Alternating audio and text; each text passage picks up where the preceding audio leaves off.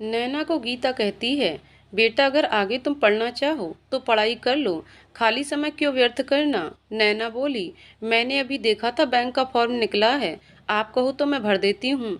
गीता बोली, हाँ हाँ क्यों नहीं, भर दो तुम। नैना ने फिर धीरे से कहा, अगर कोचिंग लो तो ठीक रहता है एग्जाम क्लियर होने में। गीता बोली, तुम भर दो फॉर्म, मैं कोचिंग का पता करवा लूंगी। नैना खुशी से बोली, थैंक यू माँ। गीता आश्चर्यचकित थी। नैना के मुंह से अपने लिए इतने स्नेहपूर्वक माँ बुलाए जाने से। नैना ने गीता से फिर कहा, अगर मुझे कहीं पार्ट टाइम जॉब मिलेगा तो मैं कर लूंगी, कोचिंग में हेल्प हो जाएगी। गीता बोली, तुम उसकी चिंता नहीं करो। नैना खुशी खुशी अपने फोन में फॉर्म देखने लगी। बैंक पीओ का अप्लाई करने के लिए मिस्टर रणजीत समय समय पर भास्कर को फोन करके राजी खुशी पूछते रहते थे। रूपेश को गए दिल्ली से 15 दिन हो गए थे। रूपेश नैना को अक्सर फोन करता रहता था और उसको ये भी बताता कि जब भी दोबारा आया दिल्ली तो फैसला करके ही रहेगा। नैना भी बोलती है, भाई ठीक है, अपना ख्याल रखो और मेरे बारे में गांव में किसी को कुछ नहीं बताना। रूपेश कोई जवाब नहीं देता, पर मन ही मन वो भास्कर को गालियां देता रहता है। गीता ने आदर्श को फोन करके सारी बात बताई।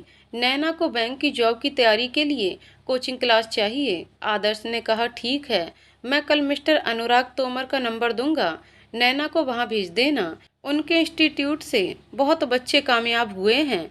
पीसीएस, पीओ और भी कई तरह के क्लासेस होती हैं वहां पर। मेरी जान पहचान है तो फीस नहीं लगेगा वहां पर तुम लोगों का। गीता बहुत खुश हुई और अगले दिन ही नैना को मिस्टर अनुराग तोमर के यहाँ लेकर जाने का सोच लेती है। प्रज्ञा को ऑफिस छोड़कर भास्कर अपने ऑफिस की तरफ गाड़ी घुमा लेता है। तभी उसका फोन बजता है। स्क्रीन पर अननोन नंबर देखकर भास्कर के मन में आता है, कहीं रूपेश ही तो कॉल नहीं कर रहा। दूसरे नए नंबर से भास्कर कॉल रिसीव नहीं करता, लेकिन जब दोबारा फिर कॉल आता है तो भास्कर फोन उठा लेता है। हेलो, मैं आदर्श बोल रहा हूँ। तुम्हारे परिवार को मैं काफी समय से जानता हूँ। अभी कुछ दिन पहले मिस्टर रूपेश से पता चला कि उनकी बहन के साथ तुम्हारा विवाह हुआ है, जबकि रूपेश से आदर्श की कोई बात ही नहीं हुई थी। आदर्श गीता का नाम नहीं लेना चाहता था, इसलिए उसने रूपेश के नाम से बात की शुरुआत की।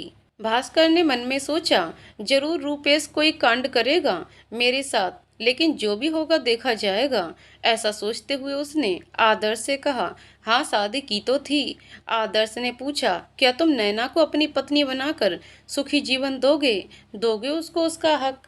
भास्कर ने कहा, जब रूपेश से आपकी बात हुई तब उसने आपको ये नहीं बताया कि मैं पहले से शादीशुदा हूँ और मेरा एक बेटा भी है। आदर्श ने कहा, हाँ सब कुछ बताया मुझे रूपेश ने, तभी तो तुमसे पूछ रहा हूँ। 1 साल से ज्यादा हो गए और तुमने उसकी बहन से अभी तक कोई बात ही नहीं की, तो फिर उसका क्या भविष्य है, सोचा कभी तुमने। भास्कर बोला, सर मैं क्या करूं, मैं खुद नहीं समझ पा रहा हूं। आदर्श बोला, अगर तुम चाहो तो मैं तुम्हारी कुछ मदद करूं। भास्कर बोला, कैसी मदद। आदर्श ने कहा, ठीक है, तुम 4 बजे शाम को मिलो मुझसे, फिर इस संदर्भ में बैठकर बात करते हैं। तुम मेरे ऑफिस में आ जाना, मैं अपने ऑफिस का लोकेशन तुम्हें सेंड कर दूंगा, निकलने से पहले मुझे कॉल कर लेना। भास्कर बोला, जी सर ठीक है, और फोन काट दिया। भास्कर ने ये बात कॉल करके प्रज्ञा को बता दी और ये भी कहा, देखो प्रज्ञा, रास्ता तो निकालना ही पड़ेगा, देखता हूँ मिस्टर आदर्श क्या कहना चाहते हैं। प्रज्ञा क्या बोलती, मिलकर आओ देखो क्या कहते हैं।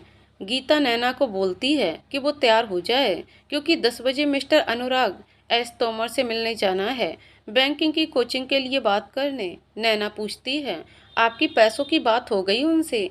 गीता बोली, वो मैं कर लूंगी, तुम उसकी चिंता नहीं करो। नैना पूछती है, क्या मैं सूट पहनकर बाहर भी जा सकती हूँ।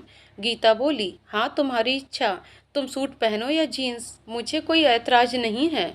नैना ब्लू जीन्स के साथ रेड कलर का कुर्ता पहनकर तैयार होकर आती है, किंतु गले से मंगलसूत्र और सर से सिंदूर गायब था। गीता गुस्से से बोलने को होती है, लेकिन फिर बोलते हुए रुक जाती है, ये सोचते हुए शायद नैना भी इस रिश्ते को अपनाना नहीं चाहती। नैना और गीता घर से निकलकर बाहर नीचे ग्राउंड में पहुंचती हैं। तभी मिसेस सिन्हा की नजर पड़ती है और उनके मन ही मन सीआईडी खुसर फुसर करने लगता है। ओहो, आज तो दोनों सास बहू एक साथ घूमने निकली हैं। क्या बात है, सास ही बहू को जीन्स भी पहना रखा है, मॉडर्न बना रही है। शायद इसीलिए बेटा नहीं आता होगा, गांव की लड़की है ना। आज शाम को जाऊंगी इसके घर पता करने कहाँ जा रही हैं दोनों। 3:30 बजे प्रज्ञा ने भास्कर को फोन करके याद दिलाया। आप बोल रहे थे कि 4 बजे आपको किसी मिस्टर आदर्श से मिलने जाना है। भास्कर, अरे हाँ, मैं तो भूल ही गया था। भास्कर ऑफिस से निकलते हुए मिस्टर आदर्श को कॉल करता है। सर, अपने ऑफिस का लोकेशन भेज दीजिए, ऑफिस से निकल गया हूँ। आदर्श भास्कर को ऑफिस का लोकेशन सेंड कर देता है और कुछ ही देर में भास्कर वहां पहुंच जाता है। आदर्श अपने प्यून को भेजकर भास्कर को अपने ऑफिस के अंदर बुला लेता है और 2 कप कॉफी लाने को कहता है। भास्कर को देखते ही मिस्टर आदर्श बोले, आओ बेटा, मैं ही हूँ आदर्श, बैठ जाओ। आदर्श ने चेयर की तरफ इशारा करते हुए कहा। Good evening sir, thank you, कहते हुए भास्कर चेयर पर बैठ गया। भास्कर मिस्टर आदर्श को बड़े ध्यान से नोटिस कर रहा था। देखने में खूबसूरत, बातचीत में सौम्यता, लेकिन मुझे क्यों बुलाया है पता नहीं। तभी मिस्टर आदर्श बोल पड़े, कैसा चल रहा है काम आपका और क्या कर रहे हैं आप आजकल? सर, मैं एमएनसी में सीनियर इंजीनियर हूँ और आजकल दिल्ली में ही हूँ, काम करता हूँ। अरे वाह, ये तो बहुत अच्छी बात है। और आगे भी पढ़ाई कंटिन्यू करके एमबीए करना था, पर उलझन में फंस गया था, कुछ नहीं कर पा रहा हूँ। और गर्दन नीचे करते हुए भास्कर चुप हो जाता है। हम, देखो बेटा, मैं जो तुमसे कहने जा रहा हूँ उसको बहुत ध्यान से सुनो। जिंदगी में कुछ बातें शायद विधि का विधान होता है। भगवान इंसान को उस कार्य का कारक बना देता है। तुम्हें भी शायद अपनी माँ पर गुस्सा आता होगा, सारा दोष अपनी माँ का ही दिखता होगा।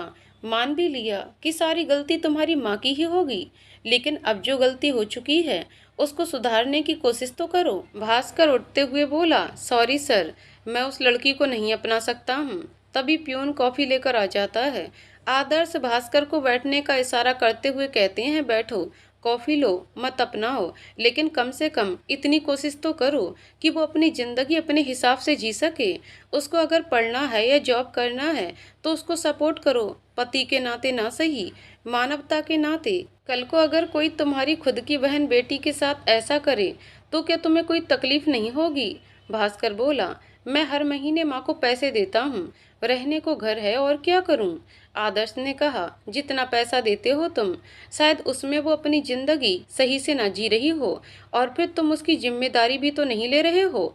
तो फिर आगे तुम कब तक उसको पैसा दोगे और कब तक वो तुम्हारी मोहताज रहेगी? रूपेश का गुस्सा तो जायज है ना। भास्कर चुप हो जाता है।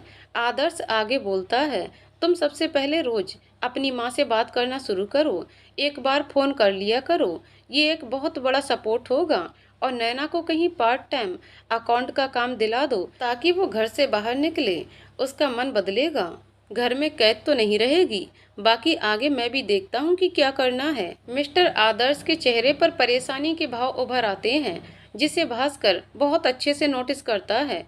मिस्टर आदर्श की बातों के बोलने का तरीका इस तरह का था जैसे भास्कर के पिता सामने बैठे उसको समझा रहे हों। भास्कर को अपने पिता तो धुंधले से ही याद हैं, क्योंकि जब उनकी मृत्यु हुई थी तो वो केवल 10 साल का था। गीता नैना के साथ अनमोल एस तोमर से मिलने उसके इंस्टीट्यूट पहुंचती है। अनमोल का एक ही लक्ष्य है, वो ये कि मेधावी विद्यार्थियों को उनका मंजिल जरूर मिले। इसके लिए अनमोल हमेशा प्रयत्नशील रहते हैं। 27 वर्षीय अनमोल खुद आईआईटी इंजीनियर हैं, किंतु जॉब नहीं करके अपना इंस्टीट्यूट का संचालन करते हैं।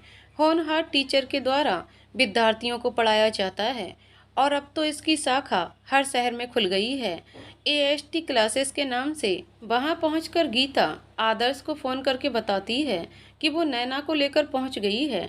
आदर्श अनमोल को फोन करके बताते हैं कि गीता उनकी जानने वाली की पत्नी है और उनके साथ जो महिला है उनसे अनमोल मिलकर उसकी हेल्प करे और उसको कोचिंग क्लासेस की टाइम बता दे। अनमोल जी कहते हुए फोन काट देता है। रिसेप्शन पर बैठी हुई महिला नैना को बताती है कि आप अंदर जा सकती हैं। नैना उठ करके अंदर चली जाती है। हेलो सर, मेरा नाम नैना श्रीवास्तव है। अच्छा, प्लीज बैठिए नैना जी, अनमोल ने नैना से कहा और फिर उसकी फाइल लेकर प्रोफाइल देखने लगा। सभी सर्टिफिकेट देखने के बाद अनमोल ने कहा, 2 साल का ब्रेक लिया है आपने? आपका एमकॉम 2 साल पहले पूरा हो गया। आपने और कोई तैयारी की या इससे पहले कोई एग्जाम दिया है या 2 साल ऐसे ही निकाल दिया? नैना बोली, नहीं मैंने कोई एग्जाम नहीं दिया, बस ऐसे ही। अच्छा ठीक है, कोई बात नहीं, फिर से शुरू करते हैं, मुस्कुराते हुए अनमोल ने कहा और उसको एएसटी क्लासेस के फॉर्म फिल करने के लिए दे दिया और अगले दिन से आने के लिए भी बता दिया। नैना ने फीस अमाउंट पूछा तो अनमोल ने कहा, आप सर के रिफरेंस से आई हैं, और मुस्कुरा दिया। नैना बाहर आती है जहाँ पर गीता उसका इंतजार कर रही थी और गीता को अंदर की सारी बातें बता देती है जो अनमोल से हुई थी। ये भी बताती है कि कल से उसको यहाँ आना है। गीता नैना से पूछती है, बेटा कल से कैसे आओगी यहाँ पर? नैना बोलती है, माँ मैं आ जाऊंगी, आप परेशान मत होइए। दोनों अपने घर के लिए निकल जाते हैं। नैना आज बहुत खुश थी क्योंकि उसके रंगहीन सपनों के कैनवास पर कुछ कुछ रंग बिखरने लगे थे। नैना को गीता ने कुछ पैसे देते हुए कहा, ये रख लो, किताबें लेनी हो या फिर अपने पसंद के कपड़े चाहिए हो तो ले लेना। अब घर से बाहर निकलोगी तो कपड़े भी उसी हिसाब से चाहिए ना। नैना पैसा ले लेती है और दोनों घर पहुंच जाते हैं। गीता को भास्कर भी पैसा देता है। पति का पेंशन भी है और खेती से भी अच्छा पैसा मिल जाता है, तो पैसे का अभाव तो नहीं है उसको। लेकिन सुख न पति का मिला और न ही बेटे का। घर पहुंचकर भी गीता नैना को घर का काम नहीं करने देती है। मेड सारा काम करी जाती थी और खाना भी गीता अब खुद ही बनाती है। नैना की परीक्षा को ज्यादा दिन नहीं बचे हैं तो नैना सिर्फ पढ़ाई ही करती है।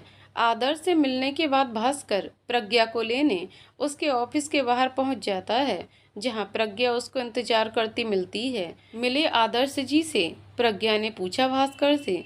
हाँ मिला था, और आदर्श से हुई सारी बात प्रज्ञा को बता देता है। प्रज्ञा भी एक औरत है और वो भी नैना के दर्द को समझती है, और शायद इसलिए उसने कभी भी भास्कर से ये प्रश्न नहीं किया कि नैना से उसका संबंध कहाँ तक है। प्रज्ञा की एक ही सोच है, मेरे पास तो है ना, अपने बेटे को देख तो रहा है ना, दुख नहीं है, ऐसा भी नहीं है, पर चारा भी क्या है, छोड़ तो सकती नहीं वो भास्कर को, क्योंकि उसको प्यार करती है। प्रज्ञा बोलती है, बिल्कुल सही बोल रहे हैं आदर्श जी, तुम्हें माँ से बात जरूर करते रहना चाहिए। भास्कर बोलता है, ठीक है, कोशिश करूँगा, और दोनों आदि को क्रैच से लाते हुए घर पहुंच जाते हैं। नैना कोचिंग क्लास के लिए तैयार हो रही थी और गीता फ्रूट काट रही थी। तभी गीता के फोन पर भास्कर का कॉल आता है। गीता फ्रूट्स का प्लेट नैना को बढ़ाते हुए भास्कर का कॉल अटेंड करती है। माँ कैसी हो आप? भास्कर पूछता है। जब से गीता ने भास्कर की शादी कराई थी नैना से, तब से अभी तक भास्कर ने गीता से सीधे मुंह कभी बात ही नहीं की। आज इतने प्यार से बात कर रहा था तो गीता को बहुत ही अच्छा लगा। मैं बिल्कुल ठीक हूँ बेटा, तू ठीक है ना? गीता ने पूछा। भास्कर बोला, हाँ मैं भी ठीक हूँ। नैना ने इशारे से गीता को बोल दिया, मैं निकलती हूँ, और नैना अपने कोचिंग क्लास के लिए निकल गई। भास्कर ने हालचाल पूछने के बाद गीता से पैसों के लिए पूछा। माँ आपको पैसे की जरूरत हो तो मुझे बता देना। गीता ने कहा, अगर तुम्हारे पास हो तो मुझे 20,000 भेज दो। भास्कर बोला, ठीक है माँ भेज दूंगा, लेकिन सब ठीक ठाक है ना? गीता बोली, हाँ हाँ सब ठीक है, ऐसी कोई बात नहीं है। मैं सोच रही थी कि नैना को स्कूटी दिला देती हूँ, कोचिंग क्लास जाने में आसानी होगी। गीता उसको बैंक के एग्जाम की तैयारी और कोचिंग की बात बताती है। भास्कर बोलता है, ठीक है, जैसा आपको सही लगे, और फोन काट कर गीता को पैसा ट्रांसफर कर देता है। नैना कोचिंग क्लास जाती है और अपने लक्ष्य को पाने के संकल्प लेते हुए तैयारी में जुट जाती है। उसका माइंड बहुत ही शार्प है, हर चीज को वो बहुत अच्छे से समझ जाती है। टीचर्स को भी यकीन होने लगता है कि नैना एग्जाम जरूर क्लियर कर लेगी। एएसटी के कान तक भी नैना की तारीफ पहुंचती है, वो भी बहुत खुश होते हैं। धीरे धीरे नैना और अनमोल में मित्रता भी बढ़ने लगती है। नैना के लिए गीता ने स्कूटी ले ली थी। अब नैना बाहर का काम भी आसानी से कर लेती है। और कोचिंग क्लास भी चली जाती है। आज अनमोल का बर्थडे पार्टी सेलिब्रेट करने के लिए कोचिंग के बच्चों ने बाहर पार्टी रखी है। नैना ये बात गीता को बताती है और पार्टी में जाने की इजाज़त मांगती है। गीता पार्टी में जाने के लिए परमिशन भी दे देती है, किंतु समय पर वापस आने की बात भी कह देती है। नैना बोलती है ठीक है, मैं जल्दी ही आ जाऊंगी, और वो भी पार्टी में शामिल होने को तैयार हो जाती है। अन्य स्टूडेंट्स के साथ सभी लड़के लोग बाइक से निकलते हैं और कुछ लड़कियां थीं जो अपने बॉयफ्रेंड के साथ निकल जाती हैं। नैना भी अपनी स्कूटी निकालती है और निकलने लगती है। तभी अनमोल की निगाह नैना पर पड़ती है, तो वो सोचते हैं बाकी सभी स्टूडेंट तो वहाँ यहीं के लोकल के हैं, देर भी हो गई तो घर पहुँच जाएंगे। इसको अगर देर हो गई तो अकेले जाने में दिक्कत होगी, इसलिए वो नैना से कहते हैं आप मेरे साथ चलिए, स्कूटी यहीं रहने दो, मैं आपको घर छोड़ दूंगा वापसी में।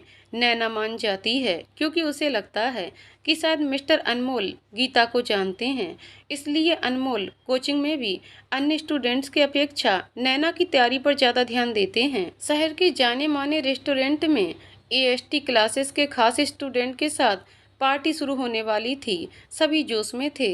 अनमोल ने नैना से कहा, जानती हैं नैना, आप यहाँ का स्टार्टर्स बहुत ही कमाल का है, खासकर दही का कबाब। नैना बोली, अच्छा, मैं दही का कबाब कभी नहीं खाई हूँ। प्रज्ञा और भास्कर दोनों का वीकेंड ऑफ है। भास्कर प्रज्ञा से कहता है, चलो आज मूवी दिखाकर लाता हूँ, आदि का भी थोड़ा घूमना हो जाएगा। प्रज्ञा बोली, ठीक है जी। प्रज्ञा आदि को तैयार करने जाती है, मगर नटखट आदि सिर्फ पापा के हाथों से ही अब तैयार होता है, क्योंकि पापा अपना फ़ोन देते हैं और प्रज्ञा फ़ोन मांगने पर डांट देती है। फाइनली आदि साहब और भास्कर तैयार होकर बैठे हैं और प्रज्ञा का इंतजार हो रहा है। लो आ गई तुम्हारी मम्मा।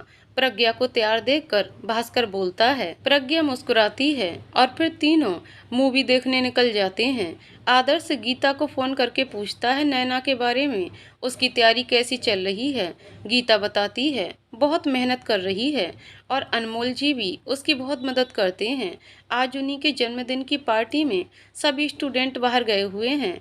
आदर्श ने गीता की बात सुनी और मन ही मन मुस्कुराए, जैसे कोई योजना सफलता की ओर जा रही हो।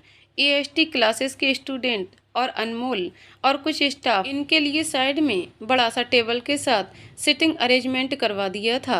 रेस्टोरेंट के मैनेजर ने सभी एक दूसरे से हंसी मजाक कर रहे थे। माहौल खुशनुमा था। अनमोल के लिए केक लेकर वेटर आ गया था और केक कट भी गया था। और अब स्टार्टर्स शुरू। इनका स्टार्टर्स बहुत शानदार होता है। सब आनंद से स्वाद लेने में लगे हुए हैं। नैना अनमोल के बराबर में ही बैठी है, उसके साथ अनमोल उसके प्लेट में हर चीज़ खुद ही सर्व कर रहा था।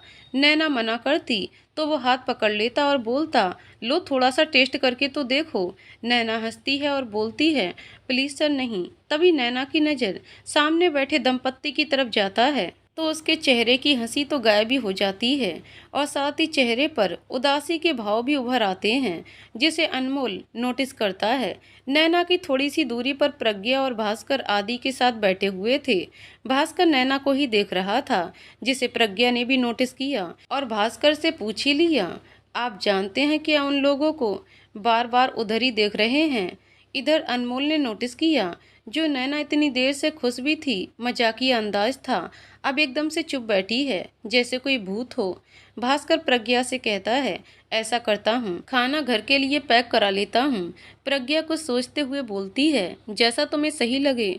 भास्कर खाना पैक कराने की ऑर्डर देने चला जाता है और प्रज्ञा पीछे पार्टी कर रहे एएसटी क्लासेस के लोगों को देखती है, जिससे महसूस करती है कि सभी पार्टी में बिजी हैं, सिवाय दो लोग के। एक वो स्त्री जो प्रज्ञा की तरफ चोर नज़रों से देख रही है और दूसरा वो व्यक्ति जो उस स्त्री के साथ बैठा हुआ उस स्त्री को चोर नज़र से बार बार देख रहा है। साथ ही उसकी प्लेट में खाना बड़े ही प्यार से सर्व कर रहा है।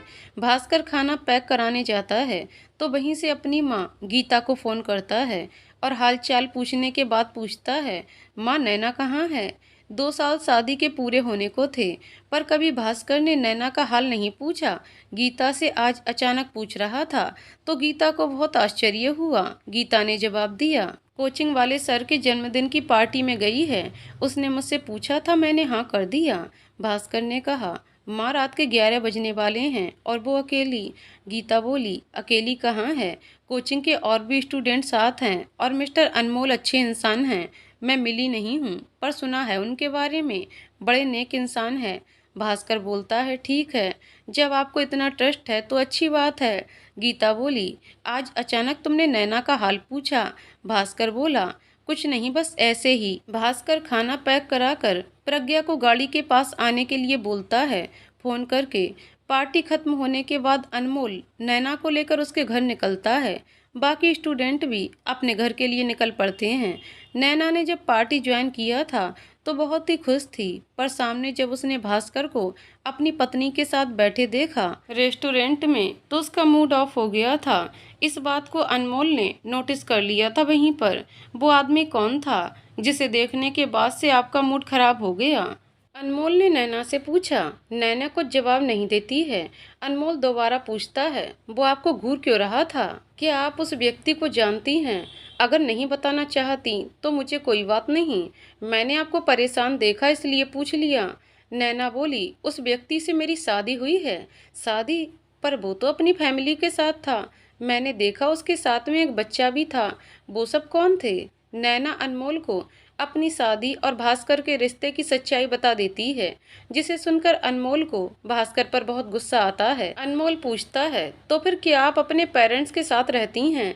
नैना कहती है, नहीं, मैं अपनी मदर इन लॉ के साथ रहती हूँ, भास्कर जी की माँ।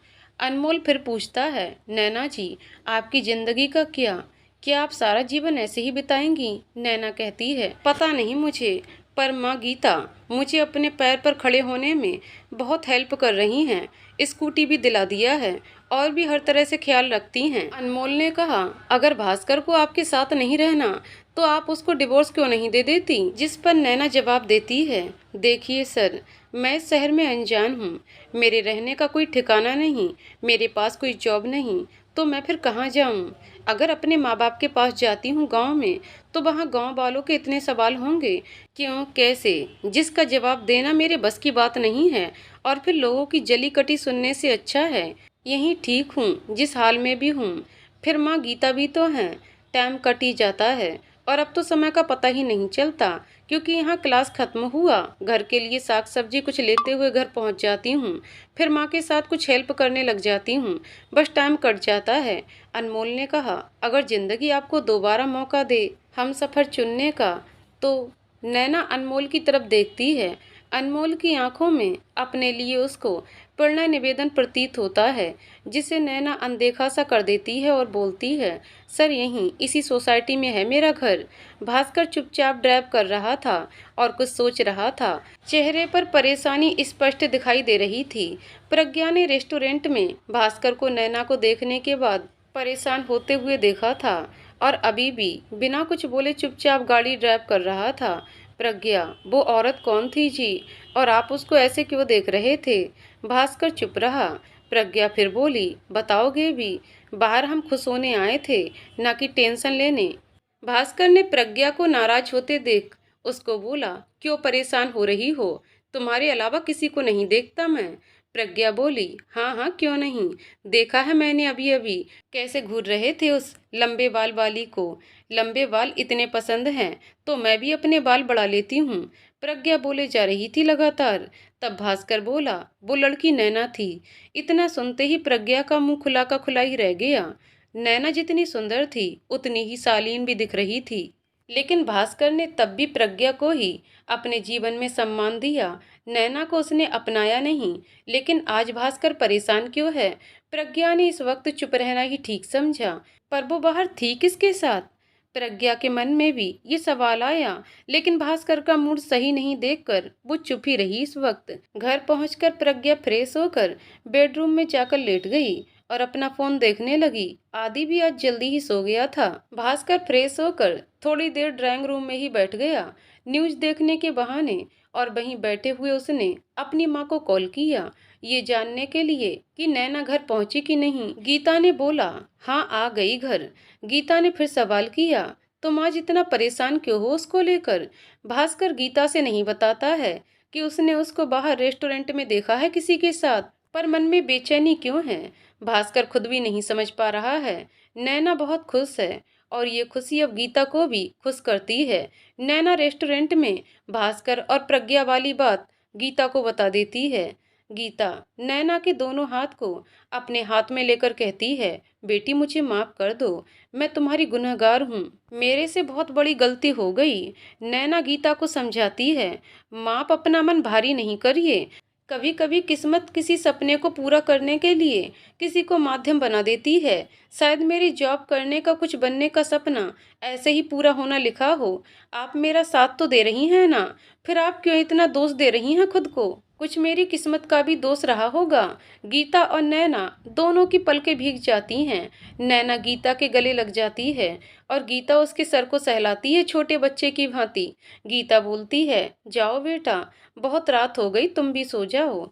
और नैना अपने बेडरूम में चली जाती है। नैना फोन उठाकर चेक करती है तो उसमें अनमोल का व्हाट्सएप मैसेज होता है, जिसमें अनमोल उसको कल शाम बाहर मूवी के लिए रिक्वेस्ट करता है। नैना रिप्लाई करती है, नहीं, माँ क्या सोचेंगी, रोज रोज बाहर घूमने लगी है। अनमोल फिर लिखता है, आप कोशिश तो कीजिए, मैंने मूवी की टिकट बुक कर दी है, अरे मुझे पूछने तो दीजिए आप माँ से। अनमोल रिप्लाई करता है, कल शाम तैयार रहना, गुड नाइट। अगले दिन संडे होने के कारण प्रज्ञा देर से उठती है। भास्कर पहले से जाग जाता है और जिम जाने के लिए निकल जाता है। जिम से लौटते हुए भास्कर मिस्टर रणजीत को कॉल करता है और नैना के बारे में बात करते हुए उसके बैंक पीओ की तैयारी के बारे में बताता है। भास्कर रणजीत को बताता है कि नैना को उसने बाहर देखा था पार्टी करते अपने कोचिंग क्लास के ऑनर के साथ। भास्कर मिस्टर रणजीत से अपने मन की चिंता भी जाहिर करता है कि नैना अकेली है और यहाँ इतने लोगों को अच्छे से जानती भी नहीं है, तो कहीं कोई उसका मिसयूज ना करे। मिस्टर रणजीत भास्कर को समझाते हैं कि अच्छा अच्छा सोचो, अच्छा ही होगा।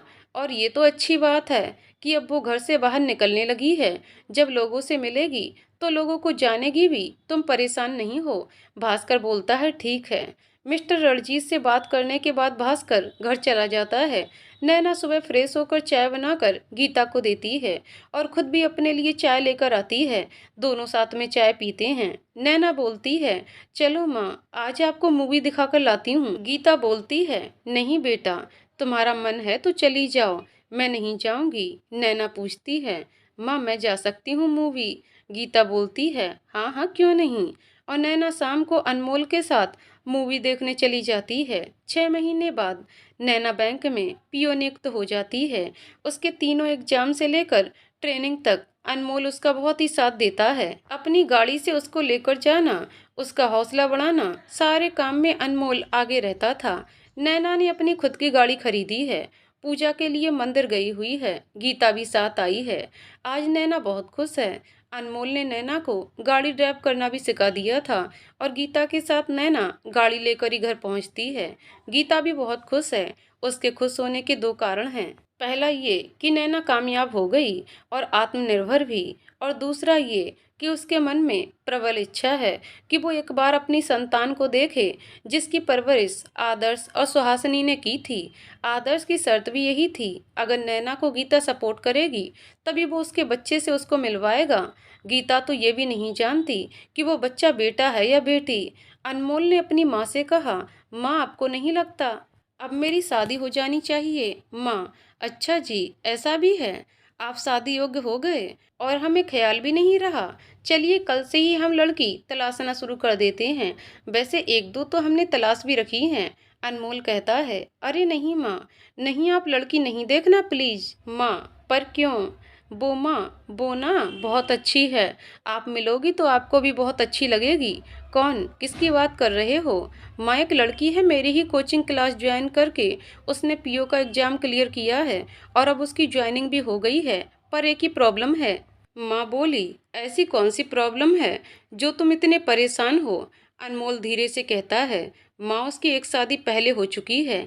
क्या? तो क्या वो डिवोर्स ही है या फिर कोई और बात है? अनमोल अपनी माँ को नैना के बारे में सब बता देता है। अनमोल की माँ कहती है, ठीक है, जिसमें तुम्हारी खुशी है उसमें ही मेरी खुशी है, किंतु क्या वो लड़की भी राजी है शादी के लिए?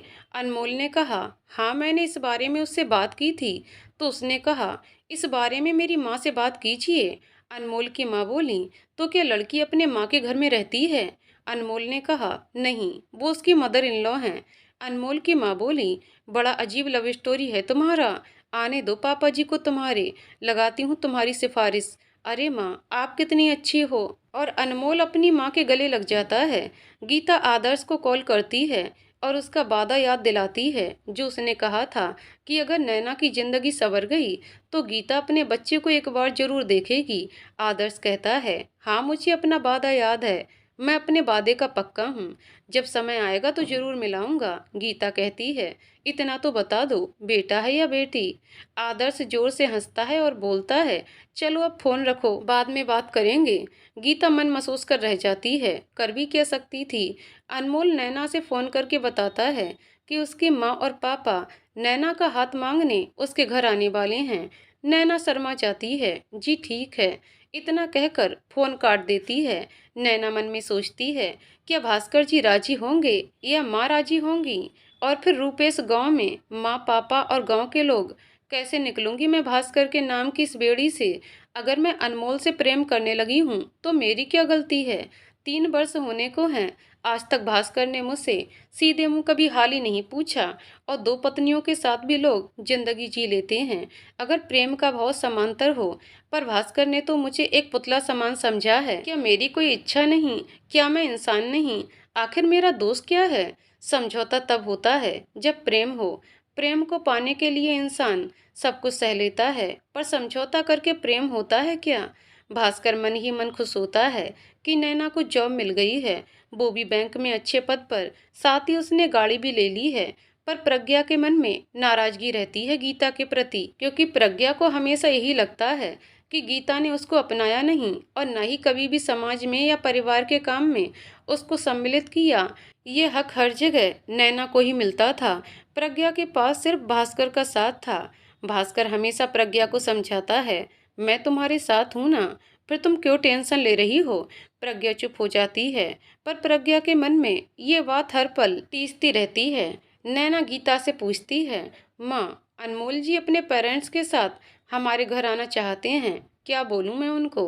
गीता बोलती है, इसमें पूछने की क्या बात है, बुला लो, रात का डिनर यहीं करने को बोल दो, मैं मेड के साथ मिलकर खाने की तैयारी कर लूंगी, तुम फिक्र मत करो। नैना गीता के कंधे पर सर रखकर बोलती है, थैंक यू माँ।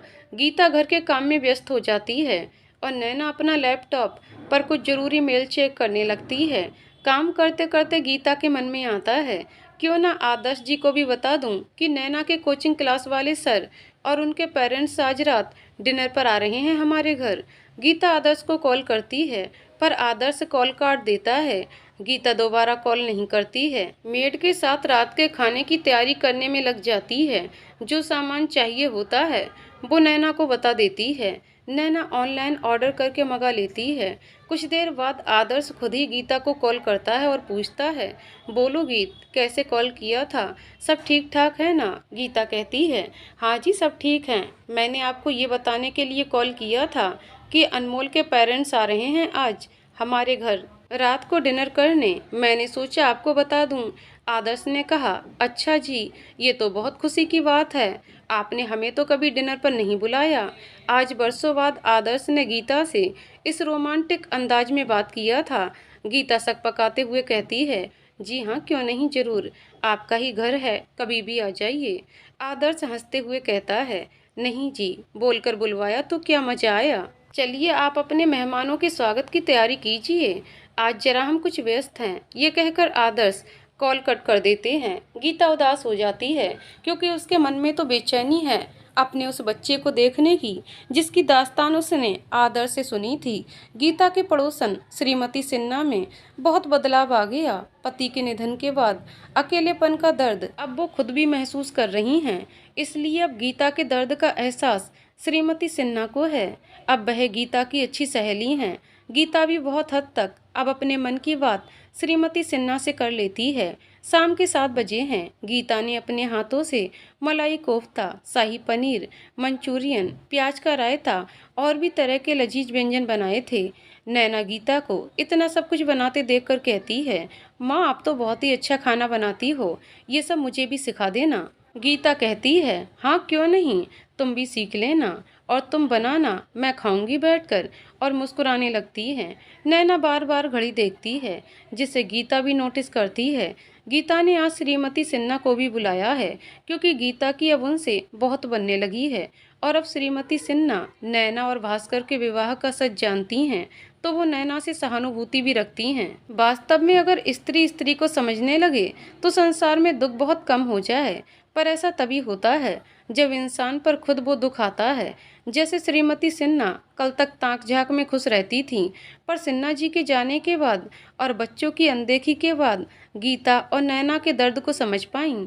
अरे माँ, चलो ना, देखो कितना टाइम हो गया। अनमोल ने घड़ी देखते हुए अपनी माँ से कहा। माँ मुस्कुराती हुई अपने बेटे की बेचैनी को देख रही थी और अनमोल के पिता को आंखों से इशारा करती है। देखिए अपने साहबजादे को कितने बेसब्र हो रहे हैं। अनमोल अपने पेरेंट्स के साथ गाड़ी में बैठकर नैना के घर के लिए निकल जाते हैं। अनमोल की माँ ने सुंदर सी साड़ी खरीदी है नैना के लिए, किंतु अनमोल के पिता के चेहरे पर कुछ तनाव जरूर दिख रहा है। आप परेशान से दिख रहे हैं पापा, क्या बात है? अनमोल ने अपने पापा से पूछा। नहीं, ऐसी कोई बात नहीं है। अनमोल की माँ ने भी नोटिस किया कि अनमोल के पिता कुछ परेशान लग रहे हैं, जबकि वो इतने खुशमिजाज हैं कि जो भी उनके पास बैठ जाए उसका खराब मूड भी सही हो जाता है। अनमोल ने पूछा, पापा के नैना को सोचकर परेशान हैं आप, क्योंकि वो शादीशुदा है? अनमोल के पिता कुछ जवाब नहीं देते, जिस वजह से अनमोल का चेहरा उतर जाता है। अनमोल की माँ अपने बेटे से कहती है, मैं हूँ ना, तुम चिंता नहीं करो, मैं तुम्हारे पापा को मना लूंगी। ये कहते हुए अनमोल के सिर पर परम स्नेह से हाथ फेरती है। अनमोल की माँ के लिए दुनिया में अनमोल से ज़्यादा कीमती कुछ भी नहीं है। अनमोल की खुशी उसके लिए सबसे बड़ी है। रूपेश और उसके घर वाले, नैना का पूरा परिवार बहुत ही खुश है, क्योंकि उनकी बेटी अब सरकारी बैंक में अफसर है। गांव में सरकारी नौकरी में 4th ग्रेड की भी बहुत इज्जत है, और नैना तो ऑफिसर रैंक में है। नैना ने घर के लोगों को भास्कर का सच नहीं पता है, क्योंकि नैना ने रूपेश से मना किया था सच बताने के लिए। रूपेश को भास्कर से अभी भी नाराजगी है, पर गीता से अब उसका व्यवहार सामान्य है। शाम 7:30 बजे घर की बेल बजती है और सभी समझ जाते हैं कि अनमोल अपने पेरेंट्स के साथ आ गया है। गीता आगे होकर जाती है दरवाजा खोलने। श्रीमती सिन्हा एक बार ड्राइंग रूम पर सरसराती नज़र डालकर चेक करती हैं कि सब कुछ व्यवस्थित है कि नहीं। सब कुछ व्यवस्थित है। दरवाजा खोलते ही सामने अनमोल को देखकर गीता खुश हो जाती है। अनमोल की माँ भी बहुत सुंदर दिखती है। पिच कलर की साड़ी, बालों का जूड़ा बना हुआ, गले में सुंदर सा पर्ल का गोल्ड पेंडेंट सेट और होठ पर मुस्कान। गीता देखती रह गई। मन ही मन सोचती है, खुद इतनी सुंदर है और शालीन है, तभी तो बेटा भी अपने नाम के अनुरूप है। जैसा नाम अनमोल, वैसा ही व्यवहार भी। तभी गीता की नज़र पीछे खड़े व्यक्ति पर पड़ती है, जिसे देखकर गीता सुन्न सी हो जाती है। भास्कर और प्रज्ञा की दिनचर्या भी सही से बीत रही है। भास्कर का भी प्रमोशन हो गया है और प्रज्ञा भी अब आगे जॉब से रिलेटेड कोर्स करने में ध्यान देने लगी है। लेकिन प्रज्ञा के मन में ये बात रहती है कि नैना को भास्कर के परिवार ने मान सम्मान से रखा है और प्रज्ञा को पूछते भी नहीं हैं। जब भी प्रज्ञा अपने मामा मामी से मिलने जाती तो वो उस पर यही ताना कसते हैं, प्रज्ञा तुम सिर्फ नाम की पत्नी हो, सब कुछ तो भास्कर की दूसरी पत्नी का ही है, क्योंकि वो परिवार की पसंद है। अनमोल और उसकी माँ को गीता बड़े ही खुशी से आदर पूर्वक अंदर बुलाती है, पर गीता की आंखों में जो प्रश्न है वो जाकर अनमोल के पिता यानी मिस्टर आदर्श के चेहरे की तरफ जाकर ठहरती है। क्या अनमोल ही उन दोनों का बेटा है? जिसका जवाब आदर्श अपनी आंखों से स्वीकृति में देता है। तो क्या इतने दिनों से आदर्श जी सब कुछ जानते हुए मुझसे छुपाते रहे कि अनमोल उन्हीं का बेटा है और वो कोचिंग का संचालन भी वही करता है? यानी नैना को पूर्ण रूप से आदर्श ने सपोर्ट किया है। गीता जी भर के अनमोल को देखे या फिर आदर्श से सवाल करे या उसको धन्यवाद करे, क्या करे वो? उसको खुद समझ नहीं आ रहा था। आदर्श शायद जानता था गीता की यही स्थिति होगी, इसलिए वो यहाँ आते वक्त तनाव में था। मालूम तो आदर्श को भी नहीं था कि नैना और अनमोल एक दूसरे को पसंद करने लगेंगे। आदर्श की कोशिश तो नैना को आत्मनिर्भर बनाना था, पर अब जब वो एक दूसरे को पसंद करते हैं तो फिर आदर्श ने ऐतराज भी नहीं जताया। अरे गीता जी, आपको क्या हुआ? आप ऐसे क्यों रिएक्ट कर रही हैं? आपका व्यवहार अजीब सा क्यों हो गया? श्रीमती सिन्हा ने गीता के कान में धीरे से कहा। गीता ने खुद को संभाला और कॉफी बनाने चली तो सुहासिनी ने मना कर दिया, ये कहते हुए कि अब एक साथ डिनर ही करेंगे। आइए तब तक हम लोग बात करते हैं। गीता जी, हम यहाँ कुछ खास मकसद से आए हैं, आप कहें तो हम अपनी बात रखें। सुहासिनी ने बहुत ही शालीनता से गीता को ये बात कही। गीता बोली, हाँ हाँ कहिए ना, क्या बात कहनी है और पूछने की क्या बात है, आप कहिए तो। गीता जी, मेरा बेटा AST आपकी नैना को पसंद करते हैं और उसे शादी करना चाहते हैं। आपका और नैना का क्या विचार है इस बारे में? ये बात एक और झटका था गीता के लिए। गीता ने फिर से आदर्श की तरफ देखा। आदर्श ने कुछ भी नहीं कहा क्योंकि आदर्श चाहता था इस बार गीता जो भी फैसला करे वो मजबूरी में नहीं बल्कि बिना किसी डर के, बिना किसी दबाव के करे। गीता नैना की तरफ देखती है। नैना मुस्कुराते हुए अपनी आंखें नीची कर लेती है। उसका दिल जोरों से धड़क रहा है। आखिर क्या होगा? क्या माँ मुझे भास्कर की बेड़ी से आजाद करेंगी या फिर मुझे यही जीवन जीना पड़ेगा? प्रज्ञा भास्कर से कहती है, आखिर नैना कब तक ऐसे ही रहेगी? और अब तो वो अच्छी जॉब में भी है, तो फिर क्यों नहीं तुम उसे आजाद करते हो अपने नाम से? भास्कर बोलता है, क्या कहना चाहती हो तुम? प्रज्ञा कहती है, मैं ये कहना चाहती हूँ कि नैना को तुम डिवोर्स क्यों नहीं दे देते? जब तुम्हारा उससे कोई रिश्ता ही नहीं है तो फिर तुम क्यों उसको खुद के नाम से जोड़े हुए हो? भास्कर बोला, उसके रहने का कोई ठिकाना तो हो, और जब वो कहेगी मैं उसको डिवोर्स दे दूंगा, प्लीज इस बात को यहीं खत्म करो। भास्कर प्रज्ञा के होठों पर हाथ रखते हुए अपनी तरफ खींच लेता है और अपनी बाहों में भरते हुए कहता है, इतना क्यों सोचती हो? प्रज्ञा चुप हो जाती है क्योंकि उसको पता है बहस का नतीजा कुछ नहीं निकलेगा, क्योंकि होगा भी वही जो भास्कर की माँ चाहेंगी। गीता बात को घुमाते हुए श्रीमती सिन्हा से कहती है, भाभी जी खाना लगवा देते हैं, और सुहासिनी अनमोल को डाइनिंग एरिया की तरफ आने को बोलती है। गीता की नज़र तो कभी अनमोल की तरफ तो कभी आदर्श की तरफ घूम रही होती है और सुहासिनी की नज़र सिर्फ नैना पर ही होती है। नैना को बहाने से पास बुलाकर गीता पूछती है, बेटा क्या तुमने सुहासिनी जी की बात सुनी? वो अनमोल से तुम्हारे रिश्ते की बात कर रही हैं। नैना बोलती है, माँ आपको जो सही लगे मैं वही करूँगी। गीता नैना के मुंह से ये सब सुनकर खुश हो जाती है और आज वो अंदर से एकदम सुकून सा महसूस करती है। श्रीमती सिन्हा भी गीता को रिश्ता स्वीकारने की सलाह देती हैं। गीता बहुत ही खुश होते हुए मलाई कोफ्ता का कैसरोल सुहासिनी की तरफ बढ़ाते हुए कहती है, लीजिए होने वाली समधन जी, ये मैंने बनाया है। गीता के मुंह से ये सुनकर आदर्श भी मुस्कुराने लगता है और अनमोल और नैना एक दूसरे को रोमांटिक अंदाज में चोरी से देखते हैं, जो आदर्श देख लेता है और गले को खराशते हुए सुहासिनी के बराबर में आकर बैठ जाता है।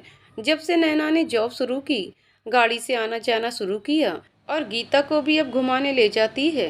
भास्कर को ये सब देखकर बहुत ही खुशी होती है, पर प्रज्ञा को अंदर से अच्छा नहीं लगता ये सब, ऊपर से खुशी दिखाती है। उसका मानना यही था कि सबने नैना को सपोर्ट किया है, मुझे नहीं। नैना का रिश्ता अनमोल के साथ गीता स्वीकार कर लेती है। गीता के लिए तो ये सबसे बड़ी खुशी थी, एक तो बेटा पाने की खुशी और दूसरी तरफ बेटे की शादी की तैयारी भी। नैना अब गीता को अपनी बेटी जैसी लग रही थी। मन में अलग ही स्नेह उमड़ रहा था। ऐसा लग रहा था, गीता को ऐसा महसूस हो रहा था जैसे नैना के आने से उसको हर तरफ से खुशी ही खुशी मिल रही है। तभी गीता को ख्याल आता है कि रूपेश को बताना जरूरी है कि नैना की शादी मैं कहीं और कर रही हूँ, लेकिन मैं पहले आदर्श जी से बात करती हूँ, उन्होंने तो मेरी जिंदगी खुशियों से भर दी है। गीता आदर्श को कॉल करती है और कहती है, आपने तो मेरी जिंदगी को खुशियों से भर दिया, मैं आपको धन्यवाद कैसे व्यक्त करूं? आदर्श ने गीता को बहुत ही गंभीरता से जवाब दिया, गीत ये जिंदगी बहुत ही छोटी है, हमेशा याद रखना, हमारे अंदर ही इंसान है, हमारे अंदर ही शैतान है और हमारे अंदर ही भगवान है। बस आत्म मंथन करो, सही गलत का चिंतन करो और तब जाकर कोई निर्णय लो। सिर्फ ये देखकर कभी भी निर्णय नहीं लेना चाहिए कि लोग क्या कहेंगे। लोग कुछ देर के लिए कहते हैं, किंतु सही या गलत फैसले का लाभ और हानि उम्र भर मिलता रहता है। कितने लोग हैं गीत जो तुम्हारे पति की मृत्यु के बाद तुम्हारे साथ खड़े हुए या फिर खड़े हुए तो कब तक टिके रहे? खुद तुम्हारे पति की बहन ने तुम्हारे पति के कान भरकर उसको गुमराह किया, एक बच्चे से पिता छीना, और तुम तुमने उस गलती को फिर से दोहराया, भास्कर के शादीशुदा होते हुए उसकी दूसरी शादी करके। खैर, अब जो बीत गया वो बीत गया। अब तुम खुद को मजबूत बनाओ। जो भी करो वो डर के तो बिल्कुल भी नहीं करना। डरना क्यों? और एक बात और गीत, भावना में बहकर कभी भी अनमोल को ये मत कहना कि तुम उसकी माँ थी या हो, क्योंकि उसकी माँ सिर्फ सुहासिनी है।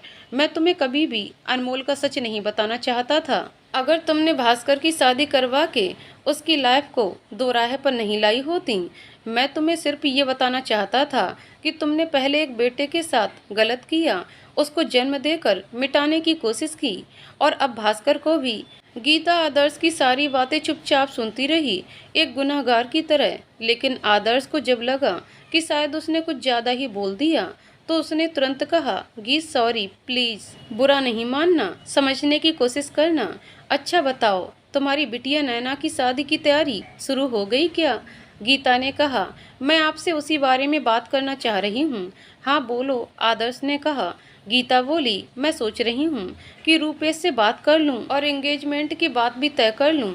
आदर्श बोला, हाँ हाँ क्यों नहीं, बिल्कुल सही है, तुम उसको सारी बात कह दो और सारी परिस्थिति से अवगत भी करा दो। गीता ने कहा, हाँ, अब मैं कोई गलत फैसला नहीं लूंगी, आप मुझ पर भरोसा रखिए। आदर्श ने कहा कि तुम्हें अभी एक काम और करना है, तुम्हें प्रज्ञा को अपने परिवार वालों के सामने लाना है, अपनी बहू के रूप में सबके सामने उसका परिचय कराना है।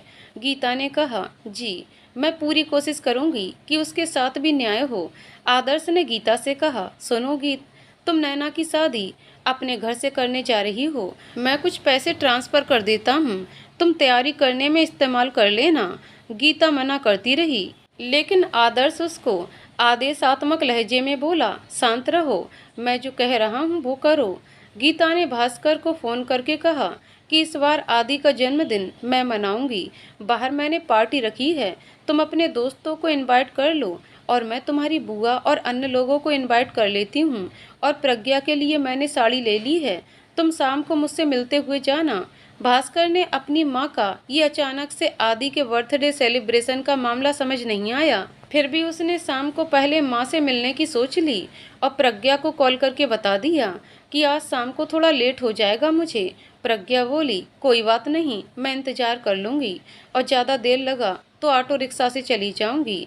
गीता रूपेश को भी कॉल करती है, सबसे पहले उससे अपनी गलती की माफ़ी मांगती है, और फिर उसको नैना और अनमोल के रिश्ते की बात भी बताती है। रूपेश जी, आप नैना से बात कीजिए एक बार, मुझे जो सही लगा वो मैंने किया, बस मेरी आपसे एक विनती है कि आप मेरा सहयोग कीजिए ताकि मेरी बेटी नैना का घर बस जाए। गीता ने रूपेश से जब इस तरह से बोला तो रूपेश भी भावुक हो गया, क्योंकि रूपेश ये तो जानता ही था कि नैना अब गवर्नमेंट बैंक में अफसर है, और ये सब गीता के सहयोग से ही संभव हुआ है। रूपेश बोलता है, आप चिंता नहीं कीजिए, मैं आ जाऊंगा जब आप मुझे आने को कहेंगी। गीता बोली, भास्कर प्रज्ञा का बेटा और मेरा पोता आदि का बर्थडे पार्टी है, उसमें आप आइए, फिर आगे की बात होगी। सबसे बात करने के बाद और बर्थडे का निमंत्रण देने के बाद गीता ने आगे का प्लान आदर्श को व्हाट्सएप मैसेज में भेज दिया। भास्कर प्रज्ञा को आदि के बर्थडे पार्टी के बारे में बताता है, जिसे गीता ने ऑर्गेनाइज किया है। प्रज्ञा अचंभित होती है। भास्कर आगे बताता है कि माँ ने तुम्हारे मामा मामी और नाना नानी जी को भी बुलाया है पार्टी में। भास्कर के हाथ में कैरी बैग देखकर प्रज्ञा पूछती है, इसमें क्या है? भास्कर बोलता है, इसमें साड़ी है, माँ ने तुम्हारे लिए भेजा है, बोला है बर्थडे पार्टी में इसको ही पहनना है। प्रज्ञा साड़ी देखती है तो बहुत खुश होती है, अरे ये तो बहुत ही सुंदर साड़ी है, लेकिन एक बात मेरे समझ में नहीं आई, क्या नैना और मैं एक साथ उस पार्टी में? नहीं, ये मुझे अच्छा नहीं लगेगा, प्रज्ञा ने भास्कर से कहा। भास्कर भी यही सोच रहा था अपने मन में। भास्कर बोला, देखो प्रज्ञा, चलना तो तुम्हें पड़ेगा, आखिर तुम भी तो यही चाहती थी कि माँ तुम्हें अपनाए, अपने परिवार से मिलाए। अब अगर वो ऐसा कर रही हैं तो तुम्हें ऐतराज नहीं होना चाहिए।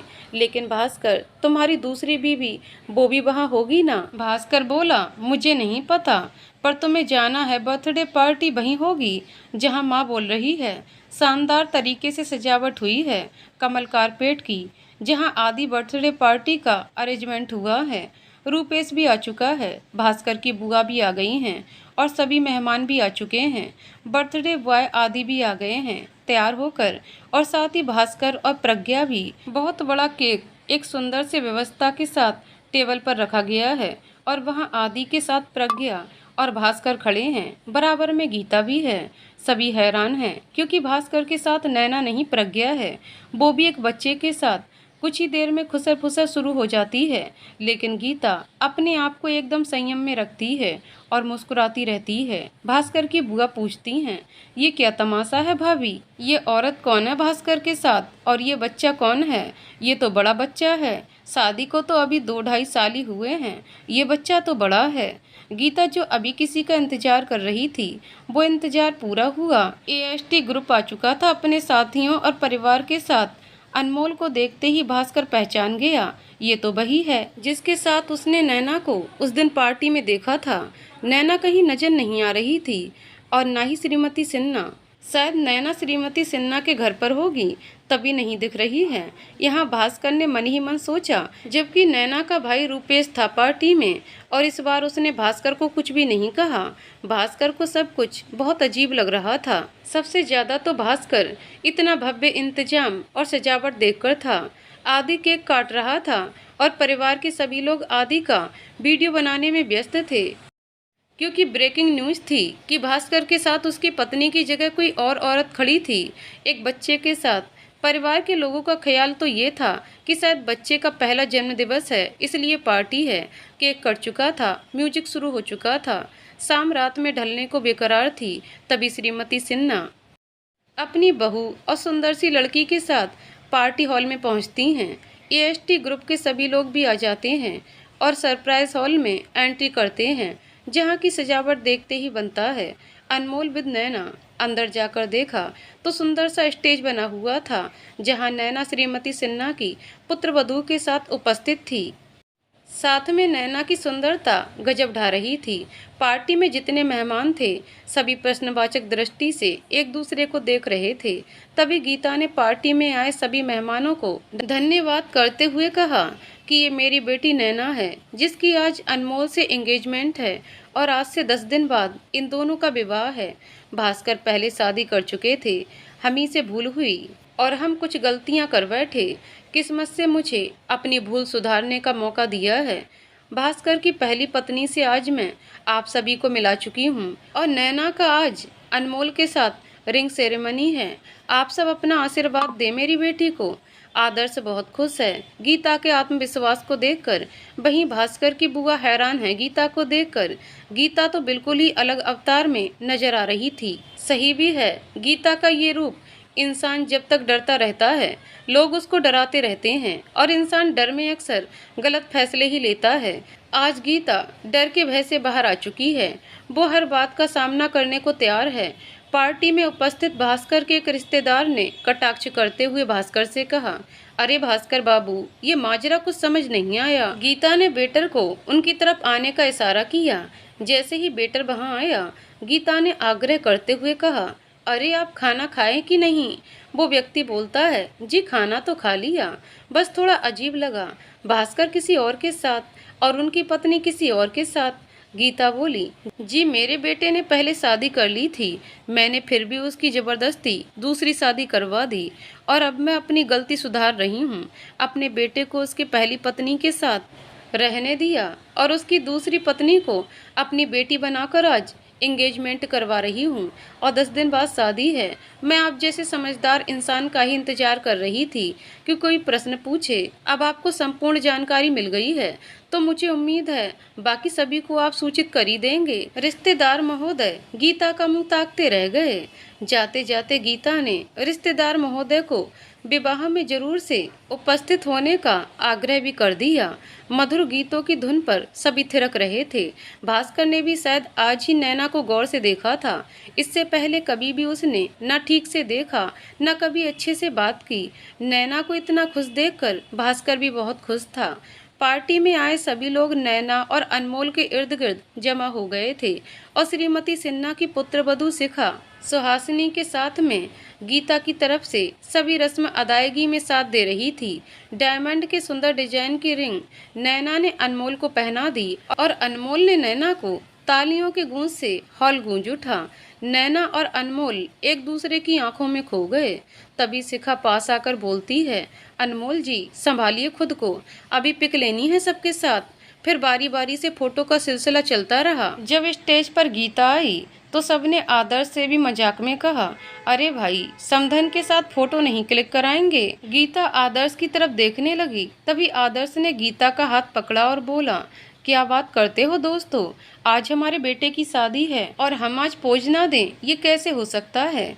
गीता का मन कर रहा था आदर्श के सीने से लगकर खूब रोए। आज आदर्श ने सिर्फ अनमोल का ही घर नहीं बसाया है, बल्कि भास्कर का भी बसा दिया।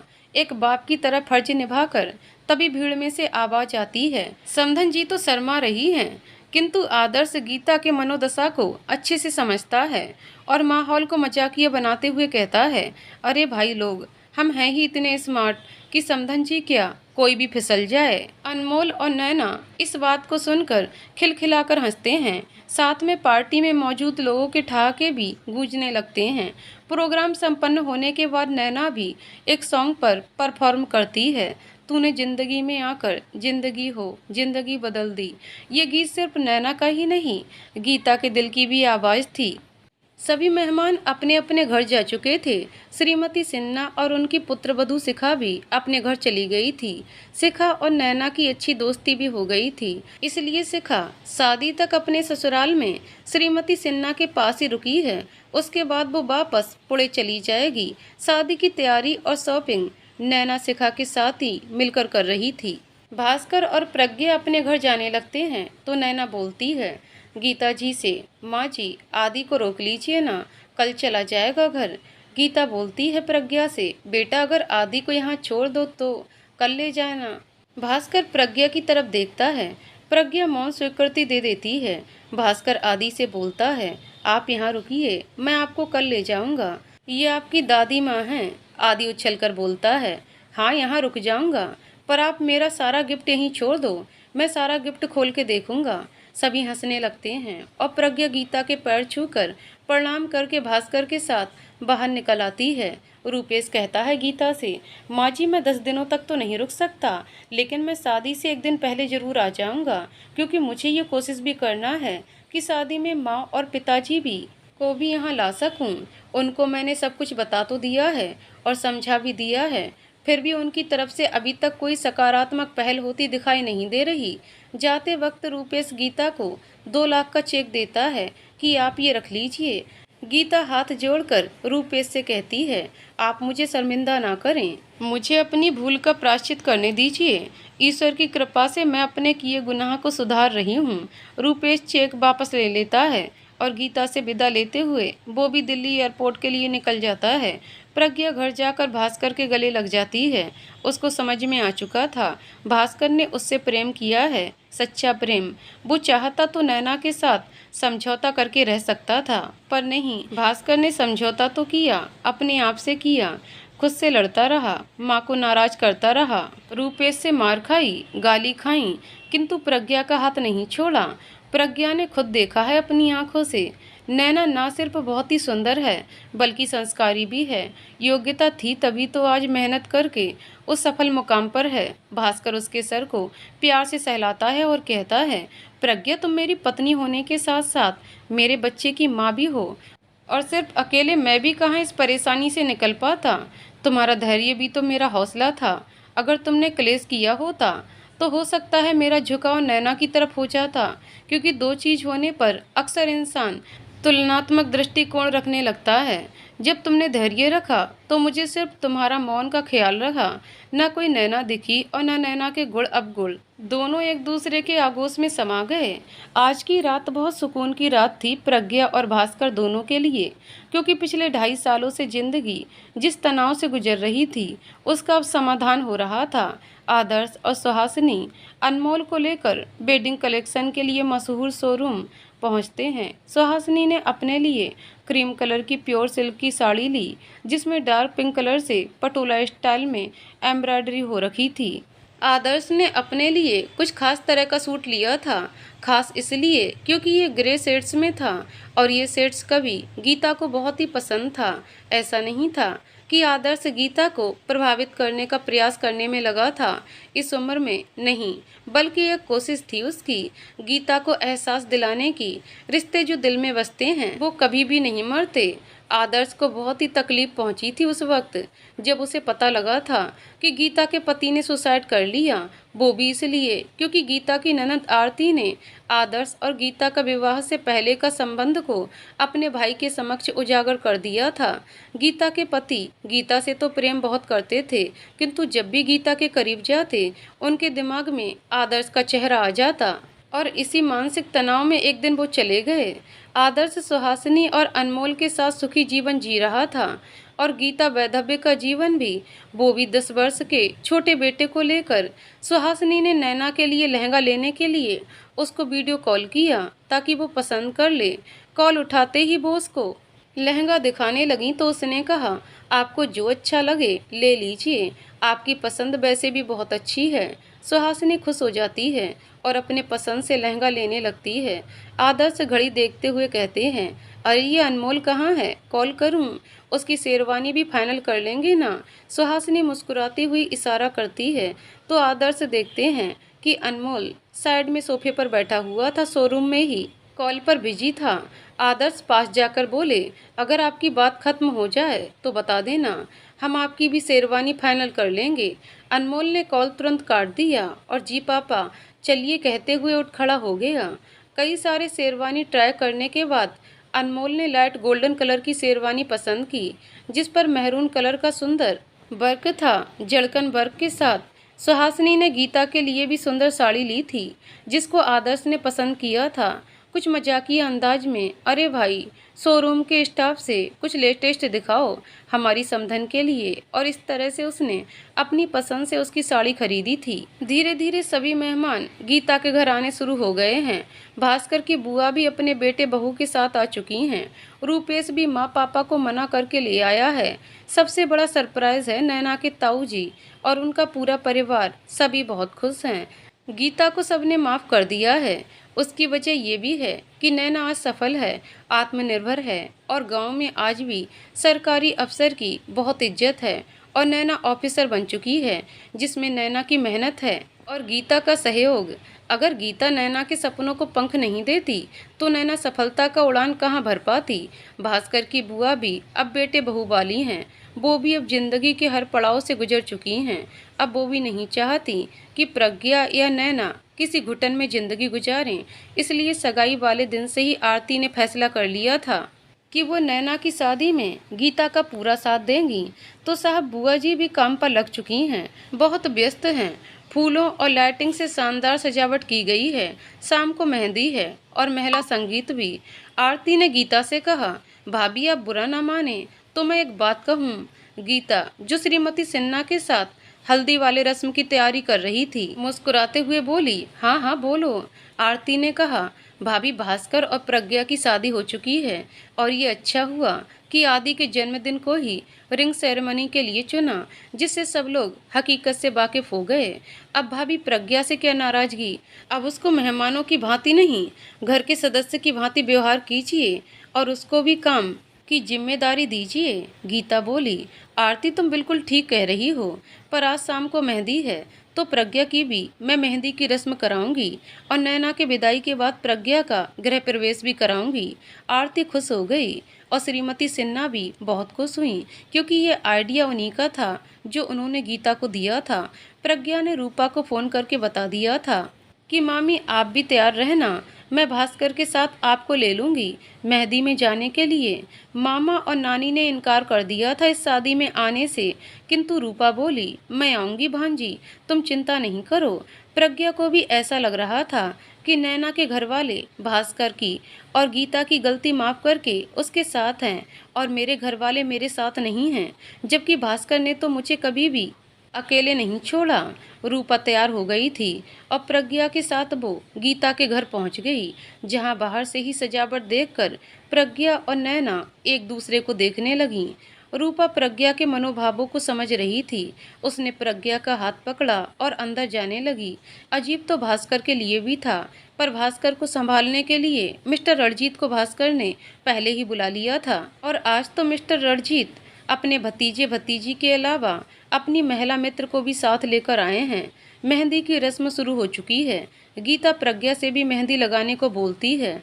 आदि को बहुत सारे लोगों के बीच रहना, पार्टी में जाना और डीजे पर डांस करना बहुत ही अच्छा लगता है। डीजे पर गाने बज रहे हैं। मेहंदी है रचने वाली, महिला संगीत में सभी मस्त हैं। श्रीमती सिन्हा भी परफॉर्म कर रही हैं। अपने जिगर को थाम के बैठो, बांधी कमरिया पे साड़ी कि आई अब आंटी की बारी। असली टैलेंट तो सबका शादी ब्याह में ही निकल कर आता है।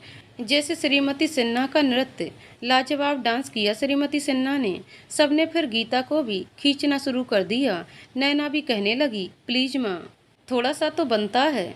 नैना के कहने से गीता ने उड़े जब जब जुल्फे तेरी सॉन्ग प्ले कराया डीजे पर। जैसे ही उसने एक स्टेप किया, सभी शोर मचाकर गजब गजब चिल्लाने लगे। वाकई बहुत ही खूबसूरत डांस किया था गीता ने। नैना जोर से बोली, माँ माँ अब तो छा गई। माहौल बहुत ही खुशनुमा हो गया था। बारी बारी से सबने डांस किया। प्रज्ञा के हाथों में मेहंदी लगी थी, इसके बावजूद सबने प्रज्ञा और भास्कर से भी डांस करवाया। नैना वीडियो कॉल पर अनमोल को अपना मेहंदी दिखा रही थी। उधर भी महिला संगीत का कार्यक्रम चल रहा था। आज आदर्श पूरे मूड में लग रहे थे। वीडियो कॉल पर अनमोल वहां से लाइव नैना को दिखा रहा था। यहाँ सभी के डांस के बाद एक स्पेशल परफॉर्मेंस बाकी था। वो था मिस्टर रणजीत और उनकी महिला मित्र की। जब उन्होंने शुरू किया तो सभी मंत्रमुग्ध होकर उनका डांस देखने लगे। घूंघट की आड़ से दिलवर का दीदार अधूरा रहता है। रणजीत के भतीजे ने अपनी बहन से कहा, अब बहुत हो गया, अब तो चाचा की शादी इस चाची से हम करवा के ही रहेंगे। लो जी, एक पार्टी की और तैयारी। मेहंदी की रस्म संपन्न हुआ और अब अगले दिन शादी। स्वर्णिम फार्म हाउस की शानदार सजावट देखते ही बनती है। वेडिंग प्लानर ने सारी तैयारी बहुत ही खूबसूरती से की है। आदर्श ने पहले स्वर्णिम फार्म हाउस गीता को दिखाया और फिर पेमेंट खुद ही किया था। बारात निकलने की तैयारी हो रही थी। अनमोल दूल्हा बनकर किसी राजकुमार की भांति दिखाई दे रहा था।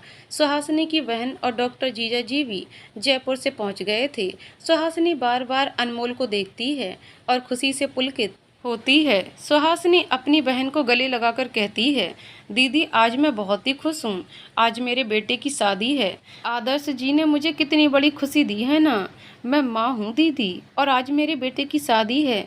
सुहासिनी की बहन ने उसको गले से लगाते हुए कहा, आज तुम्हारे बेटे की शादी है।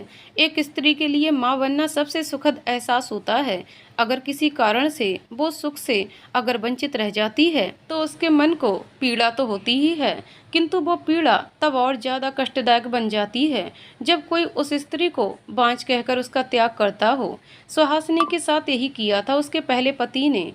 उस घाव को भरने के लिए कुदरत ने आदर्श को चुना, क्योंकि आदर्श को अनमोल के लिए माँ की जरूरत थी।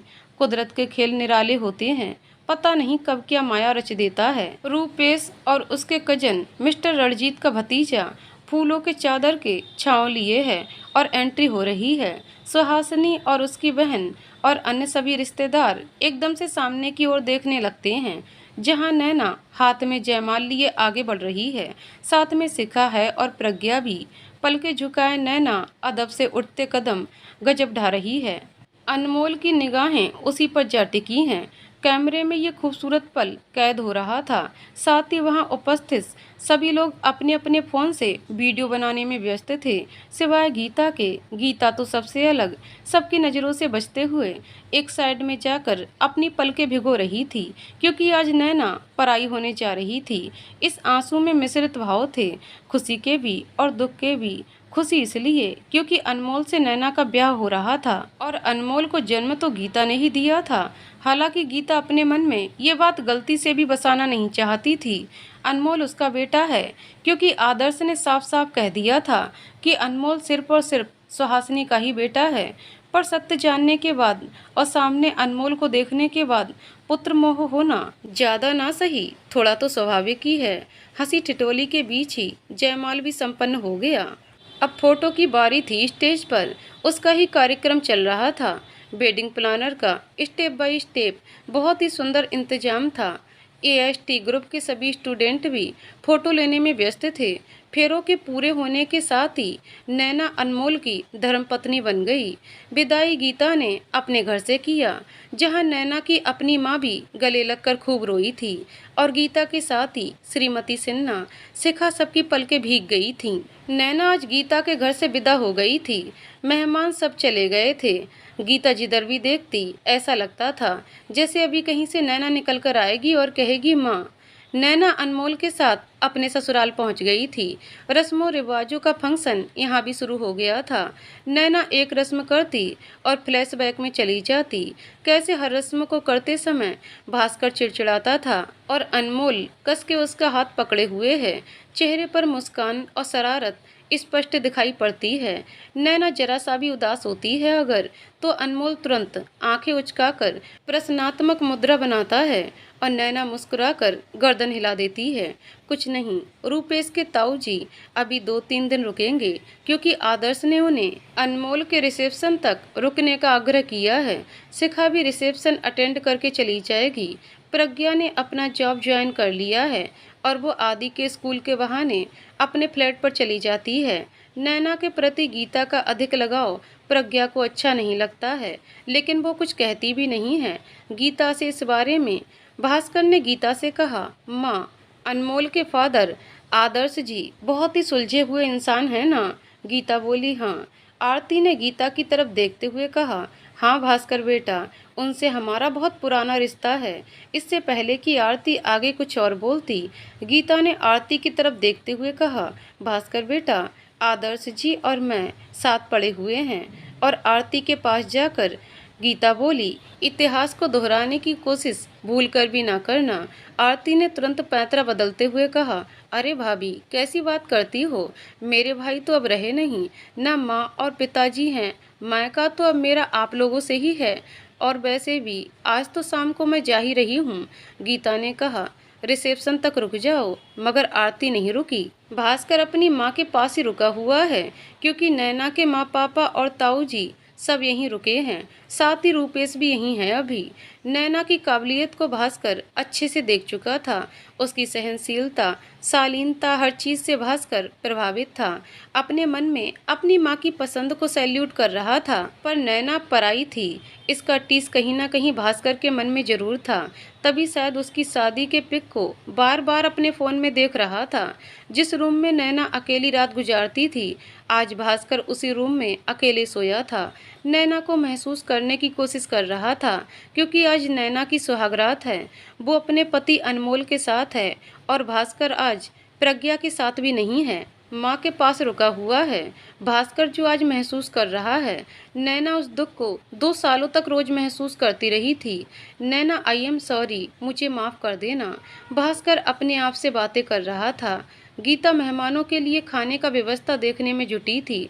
मेड को सारा काम समझाकर वो श्रीमती सिन्हा और शिखा को कॉल करके बुलाने ही जा रही थी। तभी उसके फोन पर आदर्श का कॉल आता है। कैसी हो गीत? तुम्हारे घर की रौनक तो मेरे घर आ गई। गीता कहती है, आपके एहसान से सिर से पांव तक दबी हुई हूँ। समझ में नहीं आता किन शब्दों में आपका धन्यवाद करूँ। आदर्श ने कहा, धन्यवाद? मगर क्यों, किस लिए? मैंने जो किया वो मेरा फर्ज था, या फिर ये कहो कुछ कर्ज का बोझ था जो अब हल्का लग रहा है। कर्ज? कैसा कर्ज आदर्श जी? गीता ने कहा। आदर्श ने कहा, गीत, भास्कर के पिता की मृत्यु की वजह कहीं ना कहीं मैं भी था। भले अनजानी सही, मेरा और तुम्हारा एक अतीत है, ये बात तो सत्य है। मैं पुरुष था, समय से लड़ा, हालात से लड़ा और कहीं ना कहीं सफल भी खूब रहा। किंतु तुम स्त्री होने के कारण निर्णय क्षमता में आश्रित होती रही, कभी पिता, कभी पति और कभी अपने भीतर के भय से। मैं सब कुछ जानते हुए भी तुम्हारे साथ खड़ा नहीं हो पाया। कैसे होता? तुमने अपना हाथ कभी बढ़ाया ही नहीं। कितनी बार मन में आया तुमसे मिलूं, तुम्हारी मदद करूं, पर फिर सोचता मैंने तो हमेशा तुम्हें चाहा, पर साथ तो तुमने ठुकराया। फिर कैसे जाऊं, क्यों जाऊं? और जब तुमने उस दिन मुझे खुद से फोन किया तो मुझे लगा जैसे एक दिल की आवाज ऊपर वाला दूसरे दिल तक पहुंचाता जरूर है। देखो गीत, मैं तुम्हें तुम्हारा अधिकार तो नहीं दे सकता, ना मैं तुम्हें तुम्हारा बेटा अनमोल दे सकता हूँ, पर इतना जरूर कहूँगा कि जब भी तुम्हें मेरी जरूरत हो बेझिझक बताना, पूरी कोशिश करूँगा कि मैं तुम्हारी मदद करूँ। गीता बोली, भरोसा था आप पर मुझको आदर्श जी, तभी तो सिर्फ अपनी परेशानी में आपको साझेदार बनाया। अपना ख्याल रखो, आदर्श ने गीता से कहा और फोन काट दिया। मोगरे और गुलाब की खुशबू से सारा कमरा महक रहा था। फूलों की सुंदर सजावट की गई थी। अनमोल और नैना के कमरे की। नैना बेड पर बैठी अनमोल का इंतजार कर रही थी। ना चाहते हुए भी बार बार नैना अतीत में खो जाती है। बेसब्री से वो भास्कर का इंतजार कर रही थी, मगर भास्कर कमरे में आते ही सो गया था। यहाँ तक कि नैना को करीब भी नहीं आने दिया था। अब सब अच्छा तो होगा ना? नैना अपने सवालों की दुनिया में खोई हुई थी कि किसी के आने की आहट हुई। कैसी हैं आप बालिके? आज तो रस्म करते करते आप भी थक गई होंगी। अनमोल ने नैना के करीब आकर बैठते हुए कहा।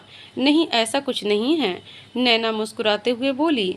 अनमोल अपने हाथों में नैना का चेहरा लेकर उसकी आंखों में झांकने लगा। नैना को अनमोल की आंखों में प्यार का समंदर दिखाई दे रहा था, मानो जैसे इन 2 सालों में जितनी रात नैना ने रोकर गुजारा है, उन सभी रातों की भरपाई इन आंखों के प्रेम समुंदर में हो रही हो। अनमोल ने नैना के होठों पर प्रेम के इजहार का दस्तखत कर दिया। अपना चुंबन देकर नैना के रोम रोम खुशी से पुलकित हो रहे थे और वो अनमोल की बाहों में सिमटती जा रही थी। रिसेप्शन के बाद रूपेश, नैना के माँ पापा और ताऊ जी भी अपने घर चले गए थे। रूपेश भी चला गया था। श्रीमती सिन्हा अक्सर गीता के साथ ही कहीं आती जाती थी, क्योंकि शिखा भी चली गई थी। भास्कर ने अपने साथ रहने के लिए कहा गीता से, पर गीता ने ये कहते हुए मना कर दिया कि दोनों घर में मात्र 20 मिनट की ही तो दूरी है गाड़ी से, तो मैं यहाँ रहूँ या अपने घर रहूँ, क्या फर्क पड़ता है? आदि अब क्रैच में नहीं रहता है। गीता के पास भास्कर उसको छोड़ जाता है और शाम को प्रज्ञा और भास्कर रोज गीता से मिल भी लेते हैं और आदि को अपने साथ ले जाते हैं। सैटरडे संडे को आदि अपनी दादी गीता के साथ ही रहता है। गीता इसलिए भी नहीं रहती भास्कर के साथ में, क्योंकि वह चाहती है नैना का मायका बना रहे, नैना उसके पास आए और अपने मायके की तरह वह इस घर में रहे। और ऐसा होता भी है। नैना जब भी आती है गीता के पास तो 1-2 दिन रहकर ही जाती है। इस बहाने से गीता अनमोल को भी अपनी आंखों के सामने देख पाती है। अनमोल और नैना की जिंदगी खुशीपूर्वक चल रही है। दोनों अपनी जिंदगी में बहुत खुश हैं। शादी के 1.5 साल बाद नैना ने सुंदर से बेटे को जन्म दिया है। आज उसका बेटा 1.25 महीने का हो गया है और उसी का नामकरण है। आदर्श ने बहुत बड़े पार्टी का आयोजन किया है, जिसमें उनके सभी मित्र आए हुए हैं। नैना के परिवार के लोग भी आए हुए हैं। सब बहुत खुश हैं। पंडित जी ने पूजा पाठ कराकर बच्चे के नाम रखने को कहा तो सब अपने अपने नाम सुझाने लगे। तभी नैना ने सुहासिनी से कहा, माँ जी नाम आप रखिए इसका। सुहासिनी ने आदर्श की तरफ देखा। आदर्श ने कहा, अरे इतनी देर कर रही हो दादी साहेबा, जल्दी से नाम बताओ। सुहासिनी ने अपने पोते का नाम शिवाय रखा। सबने एक साथ कहा, वेलकम शिवाय। Delhi railway station Indore intercity express में एक पूरा बोगी रिजर्व है, क्योंकि प्रज्ञा, भास्कर, मिस्टर रणजीत और उनकी महिला मित्र जो पत्नी बन गई हैं, क्योंकि उनके भतीजे ने उनकी शादी करवा दी है। आदर्श, सुहासिनी, नैना, अनमोल आदि, नन्हा, शिवाय, गीता, श्रीमती सिन्हा, शिखा और एएसटी ग्रुप के कुछ सदस्य सभी चल पड़े हैं बाबा महाकाल के दर्शन करने उज्जैन। वहाँ के ओंकारेश्वर, फिर वहाँ से माहेश्वर और मांडू, उसके बाद दिल्ली की वापसी होगी। जय श्री महाकाल। तो दोस्तों, कहानी यहीं पर समाप्त होती है। दोस्तों, आपको कहानी कैसी लगी कमेंट करके जरूर बताइएगा।